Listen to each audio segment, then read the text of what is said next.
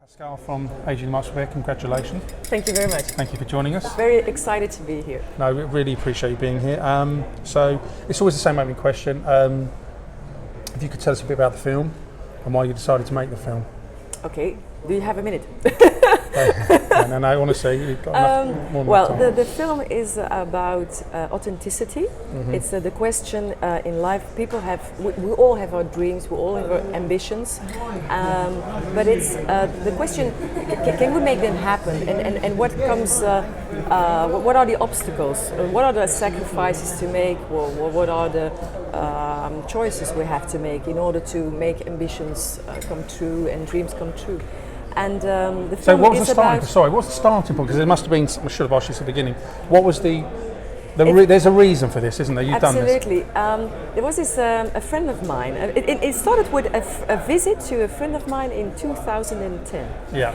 And he's an artist, and he makes pieces in silver, but really very great. Intricate and yeah. Yeah, absolutely. It's marvelous art he makes. And the thing is, he was being busy with an art piece for several years, and it didn't get finished. And so I was at his place in 2010, and I said to him, "Well, what's the fuss about this thing? How come you cannot finish it?" And well, what are we talking about? And he said, "Well, you want to see a piece of it." And he took me to his workshop, and he opened a big flight case, and he took out a part of it, and yeah, it gave energy to me at once. So what you were questioning why it took so long? You couldn't until you saw what was actually going on. You couldn't understand why it took so long. Yeah, it was really it's gonna be a masterpiece, still not finished. But the thing is, it gave so much energy to other people, vibes. I don't know. Mm-hmm. That the question that why somebody was not able to finish his dream come true within a certain number of years, right? Mm. What were the obstacles? And I think it's a question for everybody, a very universal question. How to make your dreams come true and stay authentic while making them. So this is 6 years ago, 2010? Yeah, absolutely. So Something I was struck. there and I saw this piece of art, and it came really to me, and I said, wow, this is a story, this is for a novel, this is for a film. And well, I was always creative when I was a kid, and always been creative. And I did both. I wrote the novel and I made the movie. I made the short movie. Mm. Yeah. And so how much of that translated into the film that you ended up with? A good question. The novel is the full story. AG is 400 pages. Right. So it was very difficult to distillate the main plot in a short film, and not giving away all the surprises in the novel, of course. Mm. So I kept the main the premise, which is how to stay authentic. It's an art to stay authentic to yourself. And I used two metaphors. One being silver, Ag. Yeah. And because silver is the most reflecting metal, so it can be used as a mirror, and it's a mirror to yourself when you ask yourself the question, am I making my dreams come true? Am I genuine to myself? And silver is also, you have antique silver. Yeah. So antique silver was more the metaphor to bring this question into history, because it's generation after generation people struggle with these things, with this question. Yeah, no, I understand what you're saying. To be authentic. And then you have the marks we bear, because antique silver has marks, Yeah, you know, and they can be genuine or they cannot be genuine. So when you talk about marks, well. you're talking about hallmarks or Yeah, marks you'd only find us absolutely, right. Okay. Absolutely.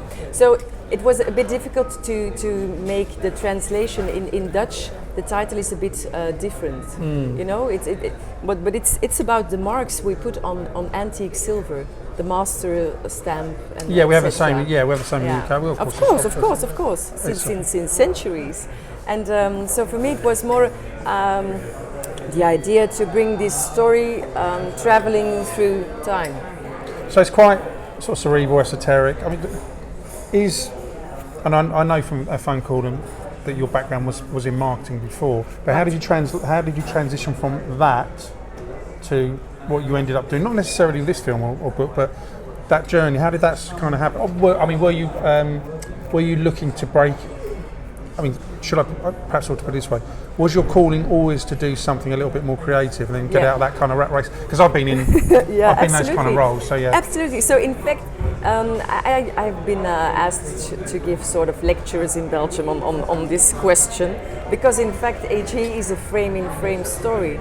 Because the choices I made myself became a sort of parallel story to the fiction story that I was writing. When I was 12, I remember I directed Back to the Future on the playground at school. Okay, who was Marty McFly? I was.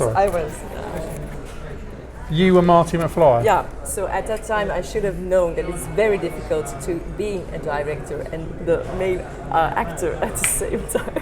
Okay. But I remember that, and I always wanted to be in movies. I went to see a lot of movies when I was younger. I went to the movies every week when I was in my 20s. And which films influenced? Because I don't ask Spielberg? people No, Spielberg. which one or which ones. No, E.T. was my very first movie. E.T. was yeah. Do you know, I still think, I mean, it's really hard because I avoid asking people their favourites are, but I still think his best film is Jaws, even now. Is? Jaws. For me, because he was young, hungry, and it's less for me about the shark story, which is great, but it's the bonding between the three guys, yeah? Yeah. Which is for me the best part of making the best part about the film. And even I watched it again the other day, I got it on Blu-ray and everything, but it was on TV the other day, and I remember, and the sequence of them with the three guys is still so good. And it's still good. I saw Jaws I think 2 months ago with the children. They're 10 and 11, and they liked it. Of course, it's a bit longer. The exposition is very long compared to these days.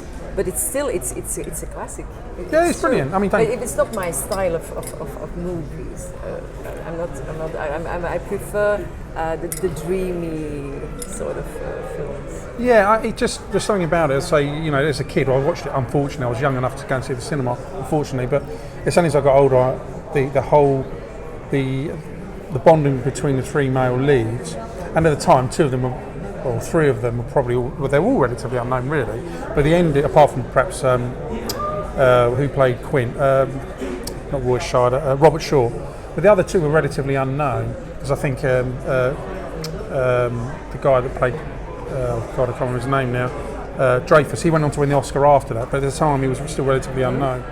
But it's the actual the mix between them, and nothing to do with the shark story. Yeah, the characters. It was really, really well written. But of course, he's gone on to make brilliant films. But even now, looking, I still think that's for me, is his best. I know lots of people say with Schindler's List and lots of course, and you know, Saving Private Ryan and so on. But I always like it when a director's young and hungry, because they're really hungry, aren't they? But anyway, I've gone off point here, so I'm so sorry. So. Yeah, so you're getting into this more sort of creative as you got older. I wrote my own songs, and I composed music, and I was writing, and I was doing photography, etc. And at a certain point, when this thing happened with this friend of mine, with the silver, yeah. Then it was just a click, and probably it was the right time in my life to do it. And I went to the Academy of Fine Arts in Antwerp. They give evening classes film. It's 5 years. So you've got your full-time job still then? Yeah, the first year I had my full-time job still, and the second year, well, I quit my job for some time, because I wanted to write the script, the feature film script, and you have to focus. You have to write, otherwise it's just in your drawer and it stays there for the rest of your life. So you've got no regrets about doing it, and you just felt the time was right in your life to do it then? Yeah, absolutely. If the time is right, you have to do it. So no, I mean, has it gone pretty much according to plan? Absolutely. I've gone back into marketing afterwards, and now but that's because you're marketing. You're marketing. That's different, because you're marketing the film yourself, aren't you? But you've got all that. At least you've got all that experience to do that. And it's a different kind of marketing. When it's marketing for you, it's marketing for you, isn't it? Rather than someone else's product or. But it's been a pretty good journey in terms of. Absolutely, yeah. And I wanna make more films. once you, because the crew too, they said, the cast, especially the cast, they said, yeah, you have to keep doing this because you're good at it. Okay, and then it's just, you have to find a way to make it happen. That's all, but you have to combine it for a while. You cannot stay writing all the time.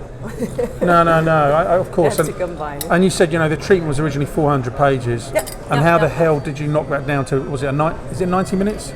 Yeah. That's going to take, so there's things there. Yeah, so you have these two metaphors, and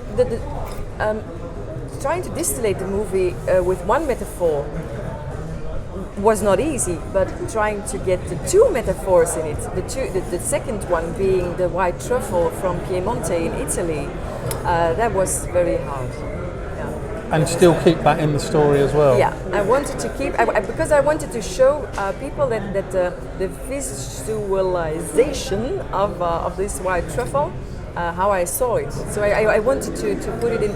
I see this short film more as a sort of trailer for a feature film, you see. But it's a standalone story. Yeah. But so that's why I wanted the two metaphors being in the film. And is there anything you excised or took out that, in hindsight, you wish you hadn't done? Things that I wish I hadn't done. Not necessarily you hadn't done, but you took out and wish you hadn't. Because obviously cutting 400 page treatment down is going to be a tough call, isn't it? Right. You have to make choices, and at a certain point you just have to let go, I think. And it's up to the next one now. and I always think of, and a question I often asked, making a film is like an addiction. Once you've done it, it's very difficult to break away from that. Would you say that's the case? Yeah, absolutely. So what's next? Well, there is a next short film. Not in my drawer, on my desk. So it's I'm trying to find the funding to make it now. Something completely different. This time the metaphor is diamond. Right. Okay. So I'm from Antwerp. Okay. So I've been to Antwerp. So the films are very artistically. They have an artistic bent to them, of course. Is that something you want to carry on with? Yeah.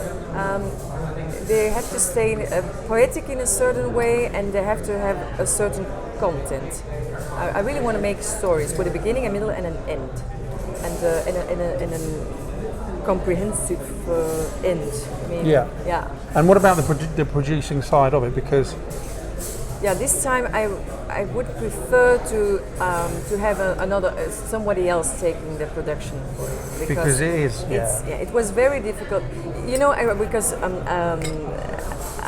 this occasion being here is it's also very rewarding for the whole cast and the crew, because there was a lot of people who just helped me. This film was made with only €5,000 thanks to crowdfunding. Really? €5,000. All those people, they just were helping me to make this dream come true. And so for the production, I did it myself, and all the getting the extras, for example. I had somebody who helped me, but I found the extras myself in a cocktail bar, for example. Yeah. The truffle. You went into a cocktail bar. It came from Italy. Hang on, you said you went into a cocktail bar. It was in a cocktail bar. Yeah. It was the Martini bar in Antwerp. Yeah. There was a white truffle coming from a sponsor.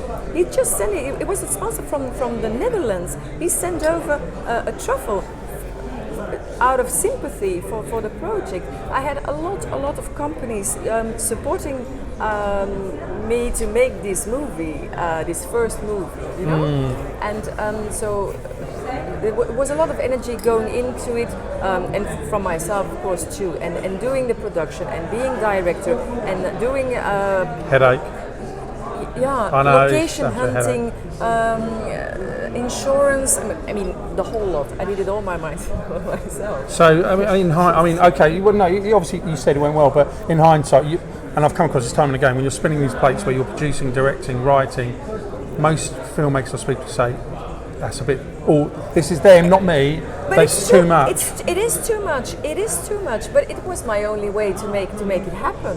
And for me it was it was my graduation project at the academy, and I just wanted to show what sort of movies I wanted to make. Yeah. And well, you're in. You've got nominations, so you've done very well. Yeah, and I'm very proud of the second nomination too of Lynn Brunet, the main actress in the film. She's doing great. She's doing a lot of work abroad now, and how did you Yeah. get the cast together? How did that all happen? You went into a cocktail bar. No, not at all. Not at all. Okay. No, the main actor we know very well. I know him very well, and some actors I had them in mind for a long time. Even Lynn Renee was in my mind for the feature film, and it was through she's a good friend of the main actor Axel Dazelin, because they played in the same series on television in Belgium, and that's how at a certain point he said to me, should I call Lynn? I said, well, I'm not sure she's gonna do this for me, and then she came over from London. Wow. to do it. Yeah, absolutely. So I'm very, very grateful to her, and I'm very proud of her that she's been nominated. Yeah, she did a very good job as well. Yeah. Brilliant. Was that thank the you. question? Yeah, it was. Yeah, brilliant. Thank you very much for your help and time. Okay. Sorry, it was Okay. a wonderful interview.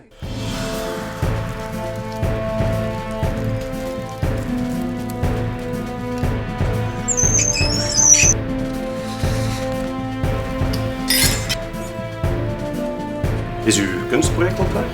Het jaar is al voorbij. Kunstenaar. Christine de Mont, terug naar de Bib. Mijn naam was